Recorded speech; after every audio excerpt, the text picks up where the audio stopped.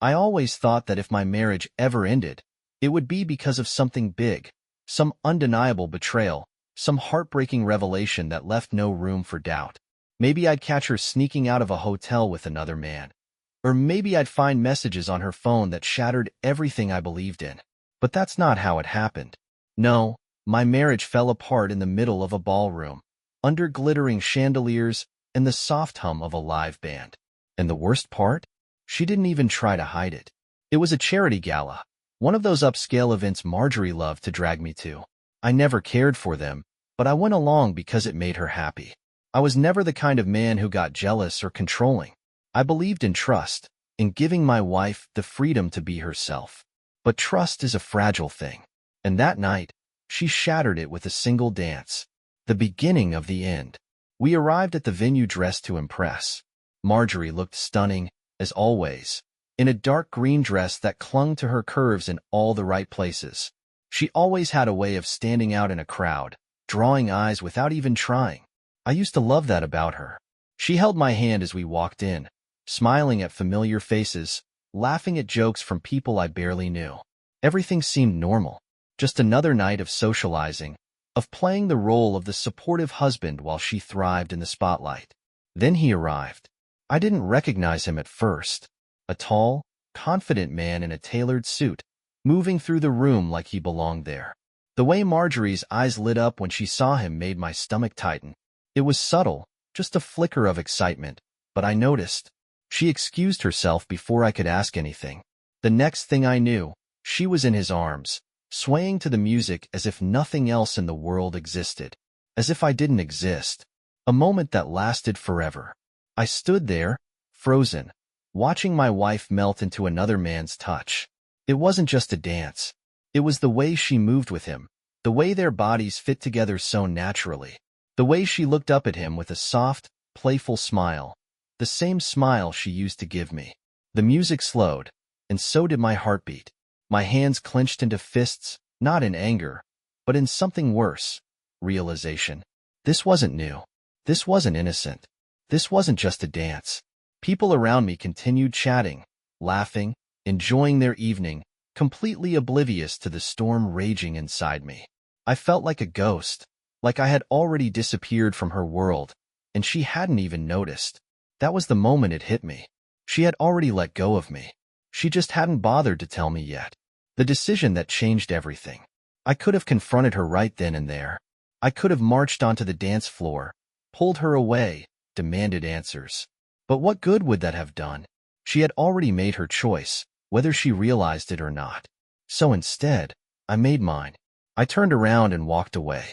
Not just from the dance, not just from the party, but from her.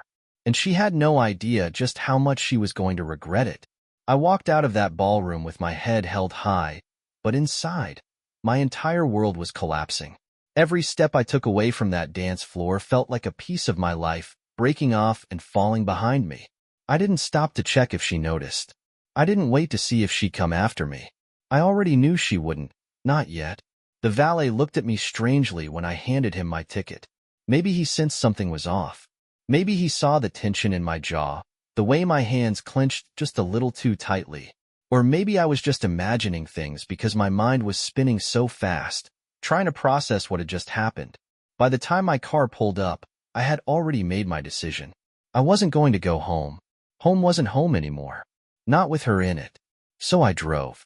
Not aimlessly, not in a blind rage, but with a sharp, focused determination.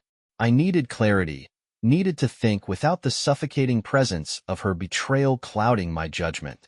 I found myself at a late-night diner on the outskirts of town, the kind of place with cracked leather booths and a waitress who looked like she'd seen it all.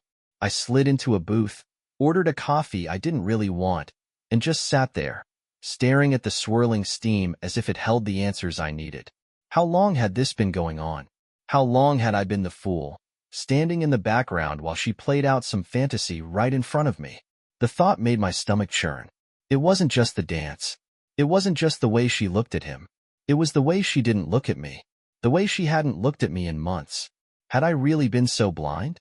I thought back to the little things. The late nights at work that never used to happen. The sudden interest in her appearance. The way her phone never left her side anymore.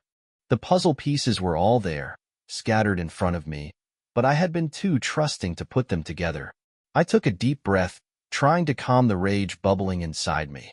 I wasn't the kind of man who lost control, but I also wasn't the kind of man who let himself be walked all over.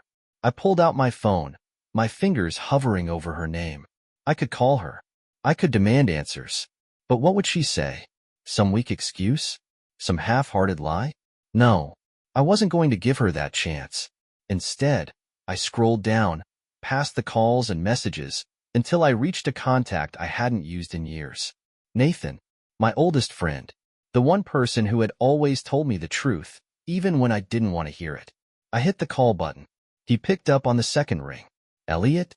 Man, it's been a while. What's going on? I hesitated for only a second before saying the words out loud, making them real. She's cheating on me, Nate. The silence on the other end was deafening. Then, finally, a sigh.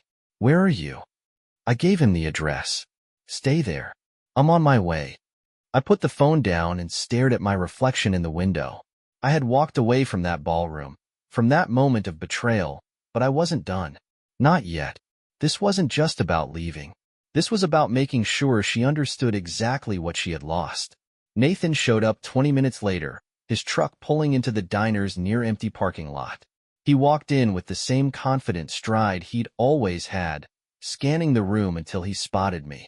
His face was unreadable as he slid into the booth across from me, waving down the waitress for a coffee.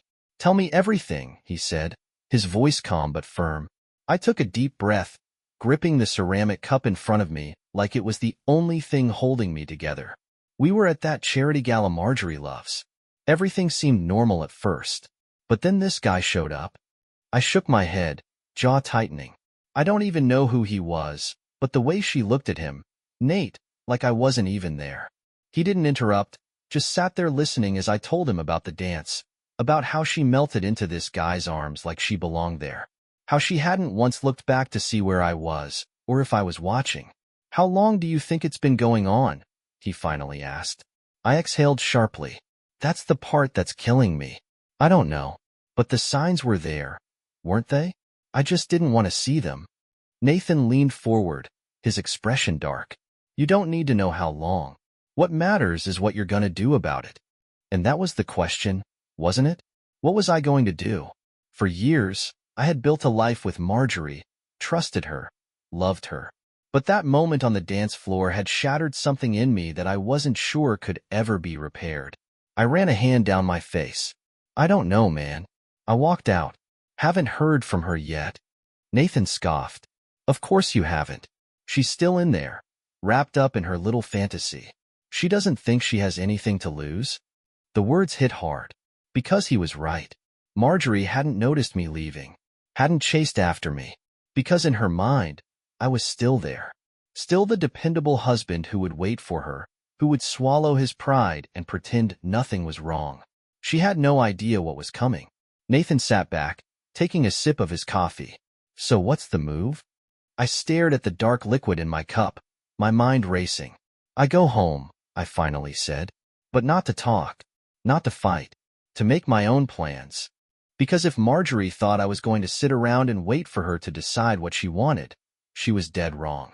I was about to turn the tables in a way she'd never expect. I drove home with a strange sense of calm washing over me, but beneath the surface, a storm was brewing.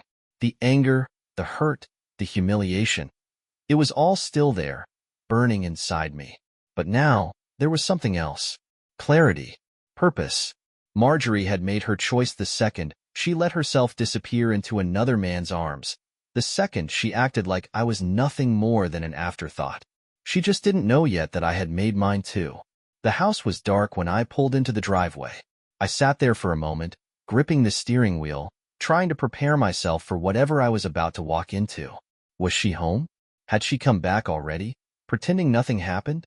Or was she still at that gala, still in his arms, still laughing and dancing like a woman who had no idea her husband had just walked out on her? I stepped inside and immediately knew the answer. The house was eerily quiet, undisturbed. Her purse wasn't on the table near the door where she always left it. The heels she usually kicked off after a night out weren't in the hallway. She wasn't home. I should have felt angry, but instead, a cold sense of finality settled over me. She hadn't called, hadn't texted, not even a weak excuse or a fake concern about where I had gone. That told me everything I needed to know. I walked through the house slowly, my footsteps echoing in the silence. It felt different now, like a place I no longer belonged. Or maybe it was Marjorie who didn't belong here anymore. I went straight to the bedroom, opened the closet, and stared at the neatly hung rows of my suits, her dresses, the life we had built together packed neatly into hangers and shelves. Then I grabbed a duffel bag and started packing. Not everything. Not yet. Just enough. Enough to leave a message, to make it clear that I wasn't going to sit around waiting for her to decide when she felt like coming home. I threw in clothes, essentials, my laptop. Then I moved to the nightstand, grabbed my documents, passport, bank statements, the kind of things a man needs when he's about to take control of his own life again. By the time I was done, the room still looked the same, but I knew it wasn't. Because I wasn't. I walked out, duffel slung over my shoulder, locking the door behind me like a man closing the chapter on a life that no longer existed. Nathan didn't ask questions when I showed up at his place just before midnight, bag in hand. He just stepped aside and let me in. "Spare room's yours," he said, nodding toward the hallway. I set the bag down by the couch instead. "I won't be here long. Just need a place to think." Nathan didn't push, didn't offer empty words of comfort. That wasn't his style. Instead, he went to the kitchen, grabbed 2 beers, and handed me one. "She called yet?" I shook my head, taking a sip. "Nope." He exhaled sharply through his nose. "Figures. She's probably still at the party. Or with him." I didn't flinch, didn't react. I had already considered that possibility, already made peace with it in my own way. I don't care where she is. What matters is what I do next. Nathan studied me carefully, then nodded. "So what's the plan?" I leaned forward, resting my forearms on my knees, the weight of everything finally settling in. "I need to find out everything," I said. "Who he is, how long this has been going on, if she's been lying about more than just tonight." Nathan smirked. "So you want the full picture before you decide how to drop the hammer?" I let out a short, humorless laugh. Something like that. Because I wasn't just going to confront her. I was going to make sure she had nowhere to hide when I did. Morning came too quickly, but I hadn't slept anyway. I sat in Nathan's guest room, the dim glow of my laptop screen illuminating my face as I pieced together the fragments of my unraveling marriage. Marjorie still hadn't called. No messages. No sign that she had even realized I was gone. That told me everything. Nathan knocked lightly before pushing the door open, a mug of coffee in one hand. He took one look at my face and shook his head. "You didn't sleep?" "No time for that." I took the coffee, nodding in thanks, then turned the laptop toward him. "Look at this." On the screen was the guest list from the gala, publicly available through the charity's website. I had combed through every name, every connection, until I found him. Benjamin Caldwell. Nathan whistled low. "That's a name I haven't heard in a while." I snapped my head up. "You know him?" "Oh yeah," Nathan muttered, rubbing his chin. "Caldwell's a smooth talker. Works in real estate. Married, but his wife left him a year ago. Heard rumors it was because he couldn't keep it in his pants." I clenched my jaw. "Sounds about right." Nathan eyed me carefully. "So what's next?" I leaned back, exhaling slowly. "I'm not walking into this blind. I want to know exactly how deep this goes before I make a move." Nathan was silent for a moment, then said, "I might know a guy who can help with that." By midday, I was sitting in a coffee shop with a man named Lucas, an old friend of Nathan's who had a knack for uncovering secrets. Lucas set his phone down after typing a few things. "Give me 24 hours. If she's been sneaking around, I'll find out." I shook his hand, feeling a sense of control creeping back in. "Thanks." Lucas smirked. "Don't thank me yet." By the time I got back to Nathan's, my phone buzzed. I pulled it out, my stomach tightening. "Marjorie, where are you?" I stared at the screen, my pulse steady. So she had finally noticed. I didn't reply. Less than a minute later, another message. "Marjorie, why did you leave?" I let out a slow breath, shaking my head. She wasn't asking where I was out of worry. She wasn't apologizing. She just wanted to know why I hadn't played my usual role, why I hadn't stood there like an idiot, waiting for her to come back to me after dancing with another man. She was testing the waters. I didn't bite. Instead, I put my phone face down on the table and waited. Because soon, I'd have the answers. And when I did, she wouldn't just regret that dance. She'd regret everything. The waiting was the hardest part. Every hour that passed felt like another weight pressing down on my chest. I knew Lucas was working fast, but patience had never been my strong suit. I wanted answers. I wanted the truth. Marjorie hadn't called. Just those 2 messages. And the silence that followed was almost worse. I wondered what she was thinking. If she even cared that I was gone. Nathan must have sensed my frustration because he tossed me a beer as he sank onto the couch across from me. "You're overthinking." I cracked it open, barely registering the sound of the hiss. "Am I?" "Yeah," he said, stretching his legs out. She knows something's up, but she's waiting to see how much damage control she needs to do. I scoffed. Damage control? The words left a bitter taste in my mouth. Nathan shrugged. That's all this is to her. She's not scared of losing you yet. And that's what really got me. She should have been. I checked my phone out of habit. Still nothing. But then, just as I was about to set it down, it buzzed again. A message from Lucas. "Lucas, meet me in an hour. You're gonna want to see this." A pit formed in my stomach, but I didn't hesitate. "Come on," I said, standing. "Let's go." Nathan didn't ask questions. He just grabbed his keys and followed me out. An hour later, I was sitting across from Lucas in the back of a dimly lit bar. He slid his phone across the table. "It's worse than you think." I forced myself to look. Photos. Screenshots. Dates. A full timeline of my wife's betrayal. Benjamin Caldwell wasn't some random stranger she had just met at the gala. He had been in her life for months. Dinner dates. Weekend getaways. Even one overnight trip she had claimed was a work conference. The biggest blow? A picture from 2 weeks ago. Them together. Laughing. Kissing. My hands clenched into fists. "She's been lying to you for a long time," Lucas said, voice calm but firm. I let out a slow breath, forcing myself to stay in control. This wasn't just about a dance. This wasn't just about a moment of weakness. This was deliberate. Calculated. And I was done playing the fool. I pushed the phone back toward Lucas. "I need copies of everything." Lucas nodded. "Already sent to your email." I stood. My decision already made.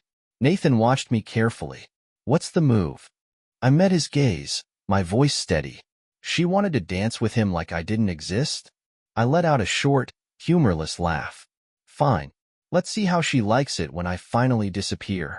I sat in the passenger seat of Nathan's truck, the weight of the truth pressing down on me like a boulder. The images Lucas had shown me were burned into my brain. Marjorie smiling, laughing, kissing another man while I sat at home believing she was someone she wasn't. Nathan drove in silence, but I could feel him watching me out of the corner of his eye. "You good?" I exhaled slowly, staring out the window. Yeah. It was a lie.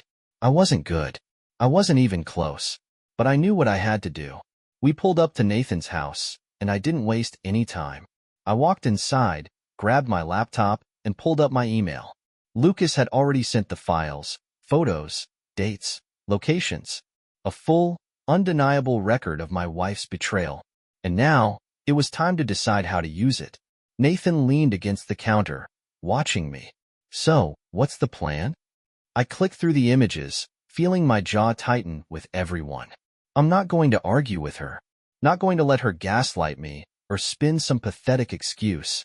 Nathan smirked. "So, you're going for the silent treatment?" I shook my head.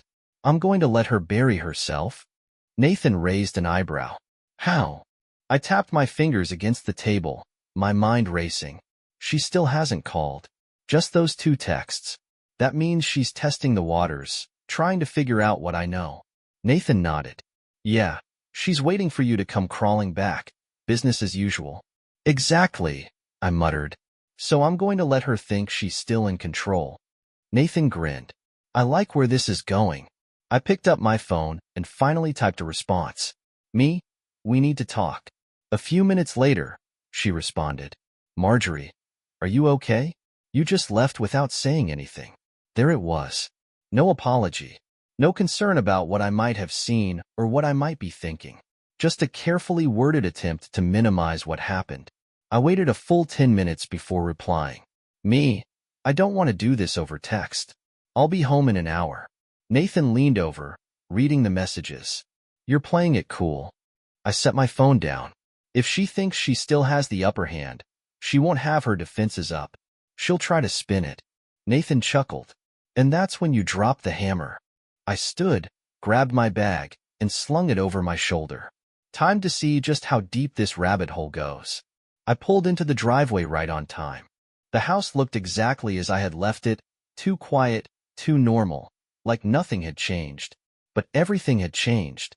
I walked in, and there she was, standing in the kitchen, her face carefully arranged in a mask of concern. Elliot, where have you been? I was worried.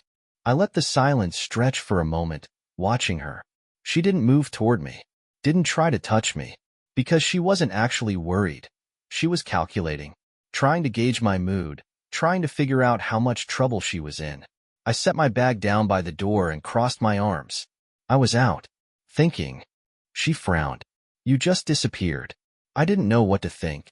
I tilted my head. Did you even try to call me? That made her pause. Just for a fraction of a second. But it was enough. I wasn't sure if you wanted to talk, she said, choosing her words carefully. You seemed upset, and I didn't want to pressure you. Lie. I let out a slow breath and nodded. Okay. She hesitated, like she was waiting for me to say something else. When I didn't, she shifted, crossing her arms. So, do you want to talk about why you left? I met her gaze. Why do you think I left? Another pause. Another quick calculation. I don't know, she said finally. You just walked out. I thought we were having a good time. I almost laughed. A good time, I repeated. You were dancing with him like I wasn't even there. Marjorie sighed, shaking her head. Elliot, it was just a dance. That's all. There it was. The first attempt at minimizing it. I nodded, keeping my expression unreadable. Just a dance. She softened her voice, stepping closer. I know you don't love these events, but I didn't think it would bother you. He's just a friend. A friend. I felt the anger coil inside me, but I didn't let it show. Instead, I reached into my pocket, pulled out my phone, and calmly opened the email from Lucas. I turned the screen toward her, letting her see the first image. Her, with Benjamin, locked in an embrace, kissing. Her face went pale. I scrolled to the next one. Another night. Another place. Another moment of betrayal. Marjorie staggered back like I had slapped her. Elliot, I held up a hand, cutting her off. Don't. Just don't. Her mouth opened and closed, her mind scrambling for a way out. A way to twist this, to turn the blame on me. But there was nothing she could say. I had all the proof I needed, and I wasn't going to let her talk her way out of this one. Marjorie stood frozen, her face drained of color, her mouth opening and closing like she was searching for the right words. But there were none. Not this time. I let the silence stretch, let her feel the weight of everything she had done. She had spent months lying, sneaking around, disrespecting our marriage, all while expecting me to stay in the dark. But I wasn't in the dark anymore. Finally, she swallowed hard and whispered, Elliot, please. I can explain. I shook my head, slipping my phone back into my pocket. No, you can't. She took a hesitant step forward. It wasn't what it looks like. I let out a quiet laugh, not out of humor, but disbelief. Not what it looks like. Marjorie, I have pictures, dates, locations. If you're about to stand there and insult me with another lie, don't bother.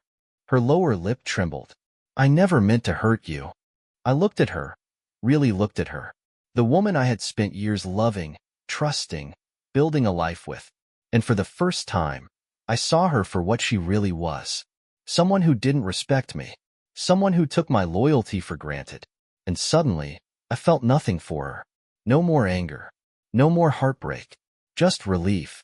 I know, I said, my voice calm. Because you never thought I'd find out.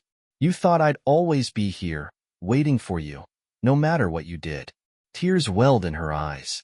Elliot, please, I'm done, Marjorie. Her breath hitched. What do you mean? I exhaled slowly, the finality of it sinking in.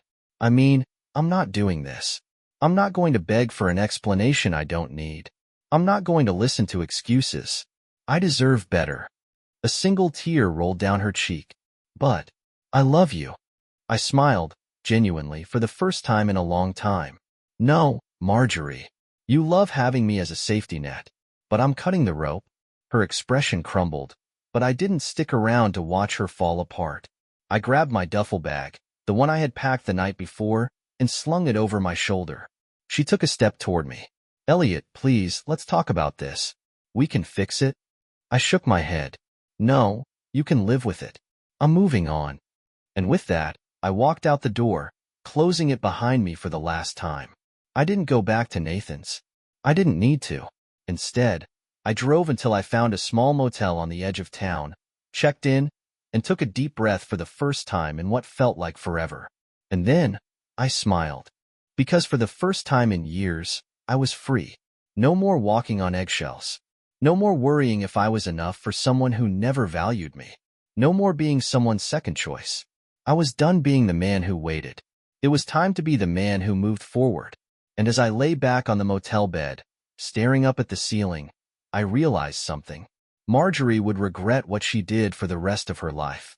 But me? I was just getting started.